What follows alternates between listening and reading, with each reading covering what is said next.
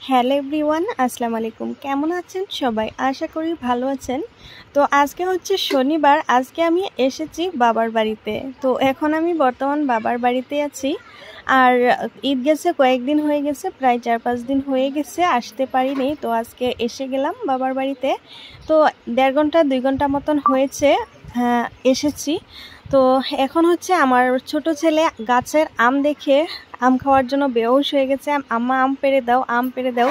তো আমাদের বাড়িতে তো আম গাছ নাই, মানে গাছ বলতে কোনো কিছুর গাছই নাই, সবকিছু কিনে খেতে হয়। তো এখানে এসে হচ্ছে আম গাছে আম দেখে ও তো অনেক এক্সাইটেড, আম পেড়ে দিতে হয়। তো এই তো আমি লেগে গিয়েছি গাছে আম পাড়তে।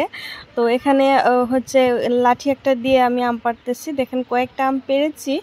তো আপনাদেরকে একটু দেখিয়ে দিচ্ছি, আপনারা ভিডিওটা দেখতে থাকবেন।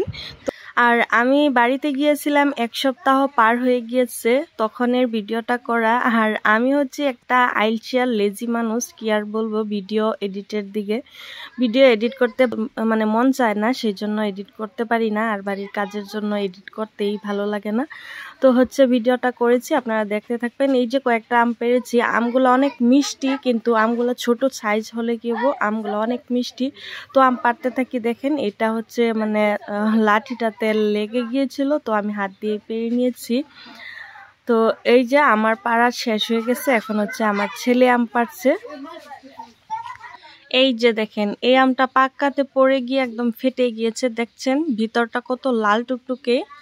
আর এখানে আসছি, এটাতে একদম আম ভর্তি। সেই গাছের আমগুলো বেশি নাই, শেষই হয়ে গেছে প্রায়। আর এই যে রাস্তার মোড়ের আম গাছটাতে অনেক আম লেগে আছে। তো আমি লাঠি দিয়ে ঝুঁকি দিয়ে অনেকগুলো আম পড়ে গিয়েছে। এই যে দেখেন, এখন হচ্ছে আমি আমগুলা কেটে নিচ্ছি।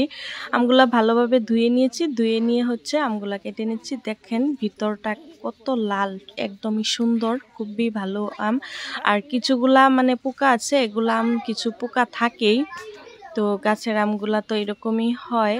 তো আমি এখন কেটে দিচ্ছি, চারিদিকে সবাই বসে আছে, তো বাচ্চারা। আর আমার রিহান তো এই যে দেখেন আম যে খাওয়া ধরছে, তো ও হচ্ছে অনেক আনন্দিত।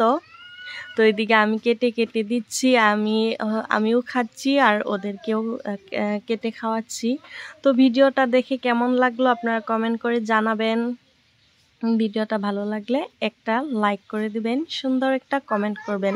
বাড়িতে এসেছি তো তাই দেখিয়ে দিয়েছি আপনাদেরকে।